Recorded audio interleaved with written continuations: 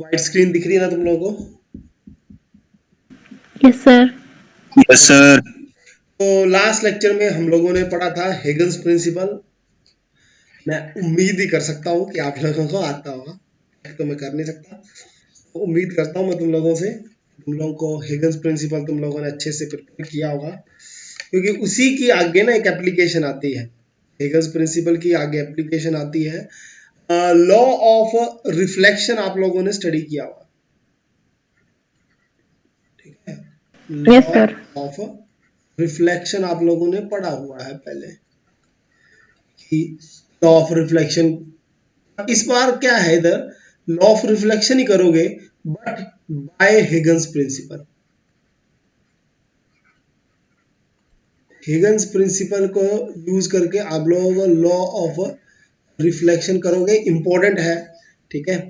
और जनवरी जैसे स्टार्ट होगी तो मैं जो बोर्ड पॉइंट ऑफ व्यू से इंपॉर्टेंट चीजें हैं उसके ऊपर बता दूंगा, क्योंकि मेरे को लग रहा है अभी तो समय है अभी ना। और तो लॉ ऑफ रिफ्लेक्शन है, लॉ ऑफ रिफ्लेक्शन में आ गया बाय हिगन्स प्रिंसिपल, हम लोग करेंगे इसको। तो इसमें क्या करना है हम लोगों ने, law of refraction, sorry law of reflection, दो स्टेटमेंट्स थी अगर आप लोगों को पता हो। Sine, sorry angle i is equal to angle r होता है। लॉ ऑफ रिफ्लेक्शन यही बोलता है कि angle i is equal to angle r होना चाहिए। पहली बात वही करनी है हमें कि i, angle i is equal to angle r है, which means angle of incidence. Angle आई का मतलब होता है एंगल ऑफ इंसिडेंस, और एंगल आर का मतलब होता है एंगल ऑफ रिफ्लेक्शन। ये दोनों इक्वल प्रूव करने। पहली बात, लॉ ऑफ रिफ्लेक्शन में दूसरी स्टेटमेंट आती है इंसिडेंट रे, इंसिडेंट रे, और सेकंड आती है reflected ray, reflected ray, and third इसमें आता है and normal at point of incidence, at point of incidence, point of incidence are coplanar, और आर इन सेम प्लेन भी बोल देते हैं, इन सेम प्लेन। तो ये दो स्टेटमेंट्स हम लोगों को हिगन्स प्रिंसिपल लगा के प्रूव कर रही है, क्योंकि ये दोनों स्टेटमेंट्स आप लोगों को पता है लॉ ऑफ रिफ्लेक्शन की स्टेटमेंट है। तो आई थिंक आप लोगों को वेव फ्रंट क्या है और वेव क्या है, रे क्या है, ये टर्म्स आप लोग समझ पा रहे होंगे। तो इस आर्टिकल को अंडरस्टैंड करने के लिए मेन है इसका डायग्राम। तो सबसे पहले हम लोग एक रिफ्लेक्टिंग सरफेस लेंगे। तो रिफ्लेक्टिंग सरफेस का मतलब होता है ऐसा सरफेस जहां से वेव जो आएगी, जो वेव फ्रंट आएगा वो स्ट्राइक करके सेम मीडियम पे जाएगा। ये बात कर रहे हैं रिफ्लेक्शन की। और रिफ्लेक्शन आप लोगों को पता है bouncing back of light to the same medium, एक ही मीडियम पे लाइट का वापस जाना, उसको हम लोग रिफ्लेक्शन बोलते हैं। तो इसमें होगा क्या, इधर से एक रे ऑफ लाइट आएगी ना, वेव फ्रंट आएगा। अभी बातें थोड़ा अच्छे से देखना आप लोग। वेव फ्रंट का मतलब होता है कई सारी रेज आनी। जैसे मान लो एक टॉर्च, ये ना तुम लोग थोड़ी देर के लिए सिर्फ अंडरस्टैंड करने के लिए एक्स और वाई को आप लोग मानो, मान लो कोई मिरर है ये, ठीक है, मिरर है, आपने टॉर्च से लाइट फेंकी, ठीक है, इस साइड से टॉर्च से लाइट फेंकी। टॉर्च से जब लाइट एक्स वाई के ऊपर स्ट्राइक करेगी सरफेस के ऊपर, तो ऐसा तो होगा नहीं कि एक सिंगल रे आएगी, उसमें कई सारी रेज आएंगी, क्योंकि टॉर्च की लाइट से जो लाइट एमिट हो रही है उसमें कई सारी रेज आ रही हैं। और उन्हीं रेज में से वेव फ्रंट क्या होता है, वो पार्टिकल्स होंगे वेव फ्रंट जो सेम फेज पर होंगे और इक्वल डिस्टेंस होंगे सोर्स से। तो वैसे ही मैं एक वेव फ्रंट बना रहा हूं, इधर से अंडरस्टैंड करना, थोड़ा सा अंडरस्टैंडिंग वाला आर्टिकल है ये। तो मान लो ये मेरी एक वेव फ्रंट की एक वेव आई और एक इस साइड की भी वेव आई।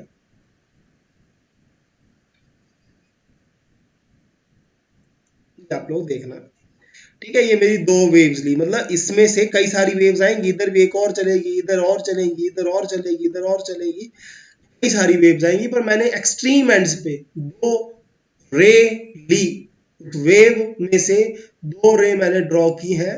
और वेव मैं बोलूं तो इन दो रेस के बीच में जितना भी है पोर्शन, वो सारा का सारा आप लोगों का उसके अंदर कई सारी रेस चलेंगी।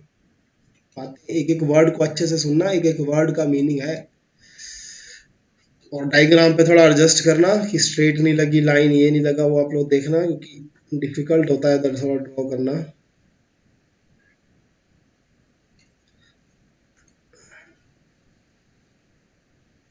ठीक है। अब इसमें बात ये आती है कि ठीक है जी, मैंने स्टार्टिंग मेरी इस पॉइंट से हुई, ठीक है, इस पॉइंट से हमने स्टार्ट किया, मान लो इधर से सोर्स जो था इधर जैसे था, ये सारी रेस चली। अब ये जो रे है ना, इसका मैं कुछ नाम दे देता हूँ, एग्जाम्पल के तौर पे इसका नाम मैं दे देता हूँ एम, और इसको मैं दे देता हूँ सी। देखो एम से जो चली और सी से जो चली रेस, दोनों ठीक है, लेकिन आप लोगों को ये देखो, ये जो एम वाली है, जब इसने सरफेस पे स्ट्राइक किया, ये ए पे स्ट्राइक किया, इधर हम लोग एक नॉर्मल भी बनाएंगे,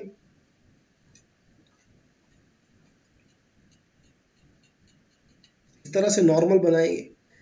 लेकिन पॉइंट की बात ये आती है, देखो एम से ए तक का डिस्टेंस और सी से वाई तक का डिस्टेंस इक्वल नहीं है। तो हम लोग क्या करेंगे, इधर से मैं बिल्कुल एक परपेंडिकुलर लूंगा, एक परपेंडिकुलर मैं ड्रॉ करूंगा इधर से, बिल्कुल परपेंडिकुलर, येलो से मैं ड्रॉ कर लेता हूं ये, इस तरह से। तो आप लोग अप्रोक्सीमेट ऐसा बोल सकते हैं, इसको मैं बी पॉइंट दे देता हूं, बी पॉइंट।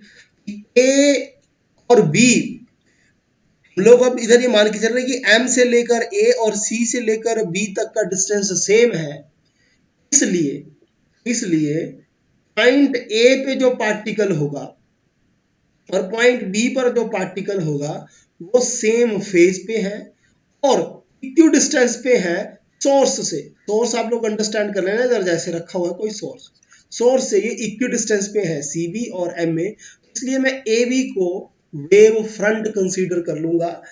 ए बी जो है वो मेरा वेव का फ्रंट है, जिसका मतलब ये हुआ ए पर जो पार्टिकल होगा, ए पॉइंट पर जो पार्टिकल होगा इधर जैसे, बी पर जो पार्टिकल वो होगा वो इक्वी डिस्टेंस और इन सेम फेज होंगे। अगर हिगन्स प्रिंसिपल लगाऊं तो इधर कई सारे और भी पार्टिकल्स आएंगे, इधर भी पार्टिकल होगा, इधर भी पार्टिकल होगा, इधर भी पार्टिकल होगा, कई सारे पार्टिकल्स होंगे इधर। हर पार्टिकल एक नया सोर्स ऑफ डिस्टरबेंस क्रिएट करता है, वो मैं बात करूंगा आपसे अभी। लेकिन आप लोग ये देखें कि ठीक है, एम से चली रे और सी से चली रे बराबर चली, लेकिन जो एम वाली रे थी उसने जल्दी ही एक्स वाई रिफ्रैक्टिंग सरफेस पे स्ट्राइक किया, और जबकि सी से जो चला होगा पार्टिकल वो बी तक ही पहुंचा होगा, और एम वाला तो ए पर पहुंच के स्ट्राइक करके रिफ्लेक्शन फेज भी कर लेगा। बात देखना आप लोग, बड़े इंटरेस्टिंग सी बात आने वाली है कि बी वाला क्या किया, इधर से जो ए पे पहुंचा पार्टिकल उसने रिफ्लेक्शन फेज कर ली, रिफ्लेक्शन जैसे ही फेज की उसने, वो तो अपना बढ़िया इस तरफ निकल गया रिफ्लेक्शन फेज करके। लेकिन जो सी से चला था पार्टिकल, सेम फेज पे था, वो अभी बी पर ही पहुंचा होगा। बी पॉइंट पर आप लोगों को पता है कि वी पॉइंट पर पार्टिकल पहुंच के रिफ्लेक्शन फेज नहीं करेगा, कि रिफ्लेक्शन तब फेस करेगा जब वो थोड़ा सा और डिस्टेंस चलेगा और इस पॉइंट पर पहुंचेगा।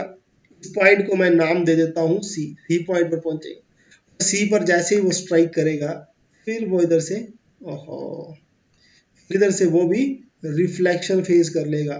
रिफ्लेक्शन फेस तो कर लेगा, लेकिन सरफेस को थोड़ा सा मैं बड़ा कर देता हूँ इस तरह से, और इस पॉइंट पर भी नॉर्मल बनाना पड़ेगा। तो इधर जैसे नॉर्मल बना देते हैं जी इस तरह से, ये नॉर्मल के लिए ये लाइन, ओहो एक सेकेंड, ये लो, और इधर से ये नॉर्मल मैं बना देता हूँ इस पॉइंट पे, क्योंकि इस पॉइंट पे फिर से इसने रिफ्लेक्शन फेस की और रे ऑफ लाइट आप लोगों को पता है इधर से ये चल पड़ी इस तरफ। अब बातें ये आती हैं, छोटी छोटी एजम्पशंस करेंगे हम लोग, जो आप लोग लिख सकते हो कि X Y is the reflecting surface, AB is the incident wave front, and the speed of these wave is c या v, जो भी आपने लेनी होगी। फॉर एग्जांपल मैं v ले लेता हूं, c इज द बेस्ट, आप लोग c लेना। स्पीड ऑफ लाइट जो है ना c, सपोज करें कि इन वेव की इस मीडियम पर जो इसकी स्पीड है वो c है, ठीक है c है।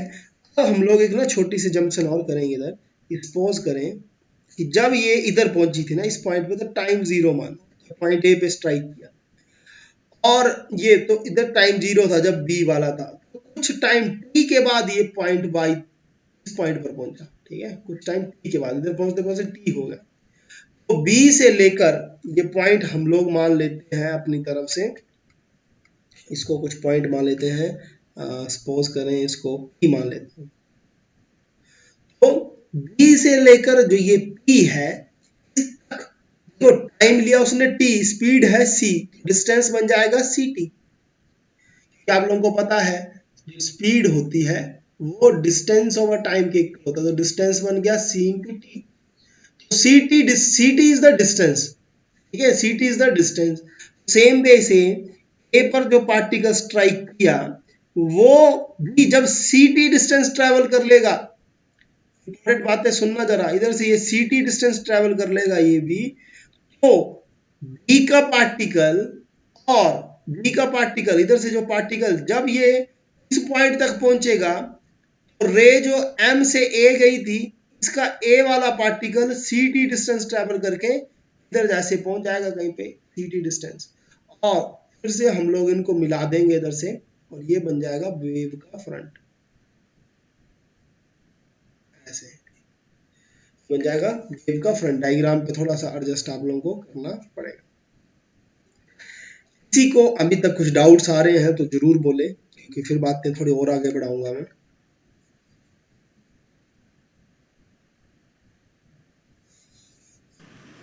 No sir. किसी को पूछना सर ये सीटी भी आ रहा है क्या? सो सीटी हो गया, हाँ कहाँ से लेके कहाँ तक है? फिर से सीटी और डिस्टेंस कहाँ से लेके कहाँ तक है पूरा? ये बात पी तक है डिस्टेंस? बी से लेकर पी तक का जो डिस्टेंस है दैट इज सी टी, और ए से लेकर ये जो पॉइंट बनाया मैंने, इस पॉइंट को मैं डी लिख देता हूँ, ए से लेकर जो डी तक का डिस्टेंस है वो भी सी टी है, ठीक है।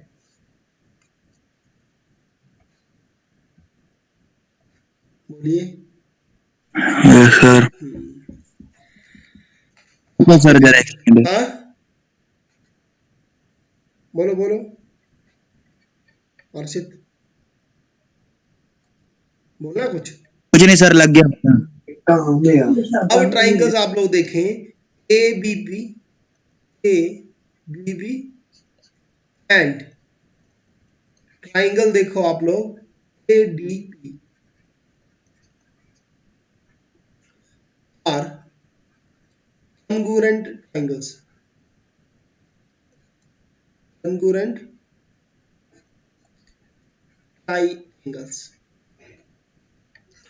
congruent triangles बोलने के पीछे का रीजन ये है कि ट्राइंगल एबीपी में एक तो आप लोग अगर इस एंगल को देखोगे ना तो 90 डिग्री का एंगल है, क्योंकि रे ये है रे और ये है wave front A B, wave front और रे के बीच में एंगल होता है 90 डिग्री, और सेम वे से इधर भी ये 90 डिग्री का है।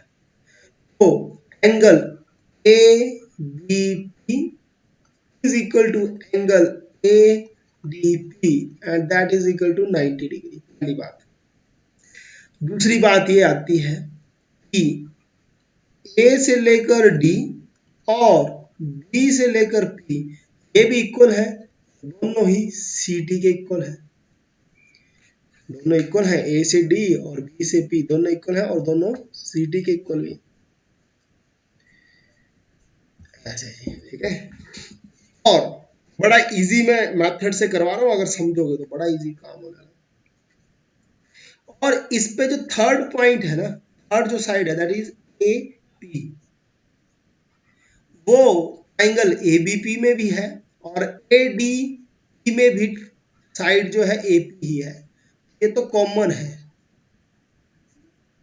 Common side.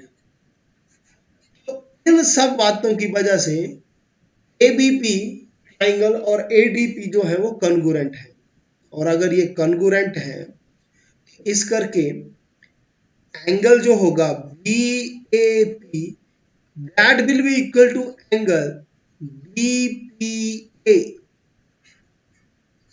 जल्दी से डायग्राम में ये एंगल जरूर देख लेना, बीएपी एंगल कौन सा हुआ है और डीपीए एंगल कौन सा हुआ है। ये अब बिल्कुल ज्योमेट्री के ऊपर फोकस होने वाला है और ज्योमेट्री के ऊपर ही मैं ये प्रूव करने वाला हूँ। इसको थोड़ा सा मैं साफ कर रहा हूँ इधर से, जरूरत पड़ने वाली है मेरे को।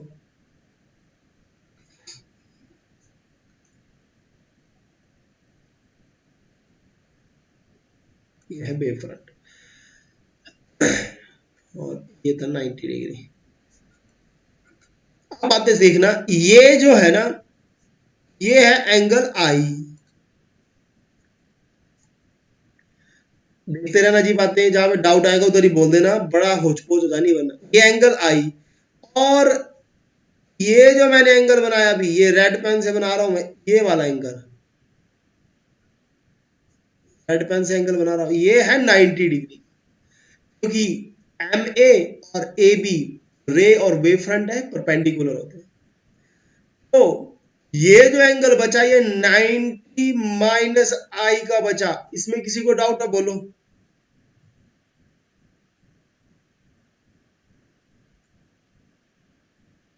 नो सर, नहीं है डाउट। अब बातें सुनना, इसी चीज को मैं इस तरह से बोल सकता हूं कि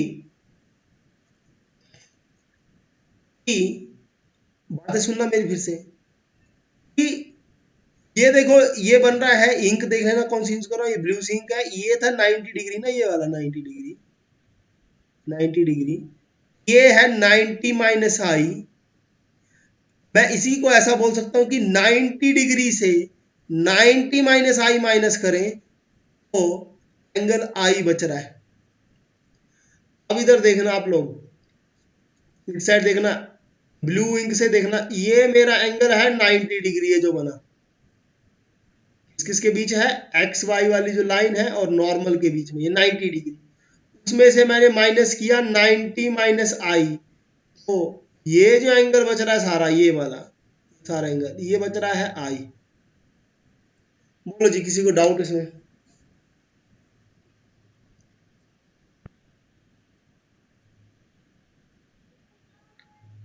जल्दी बोलो, सर जल्दी बोलो। No sir. मेरा है, फिर से इस साइड देखो, Yes, इस sir. साइड देखो, बातें समझ आनी है, बातें समझ आनी है, नहीं तो मैं इसको अलग वे से यूट्यूब पे करता हूँ अपलोड रिकॉर्ड करके। मेरे पास इधर सेटअप नहीं है ना घर पे, वो दिक्कत हो रही है, वरना बोर्ड पे कर देता रिकॉर्ड। तो इस साइड वाला देखना, दूसरी साइड वाला साइड पी पे देखना, ये है आर एंगल, देखते रहना, एक एक बात सुनना। और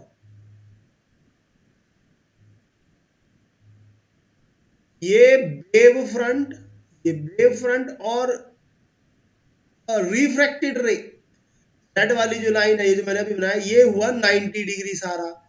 तो ये जो बचा पोर्शन इतना सा, ये वाला, ये हुआ 90 माइनस आर का। इसमें डाउट?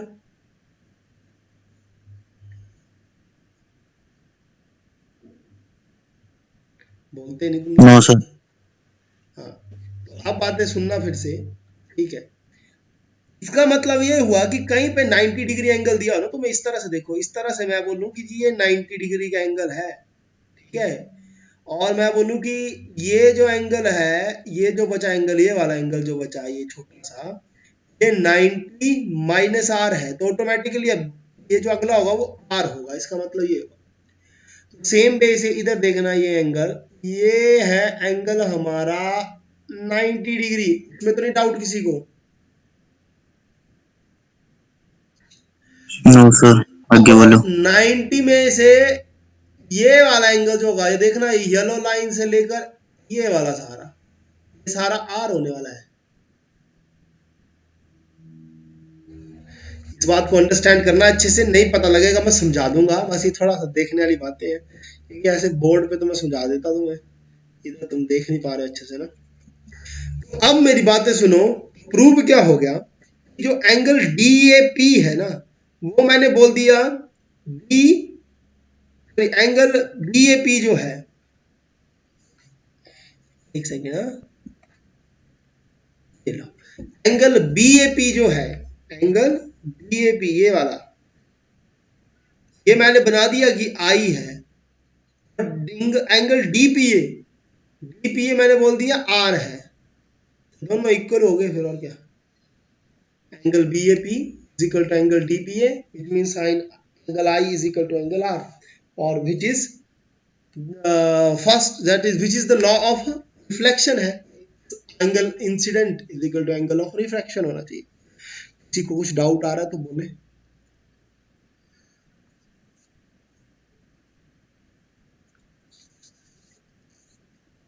जल्दी से बोलो, किसी को कोई डाउट?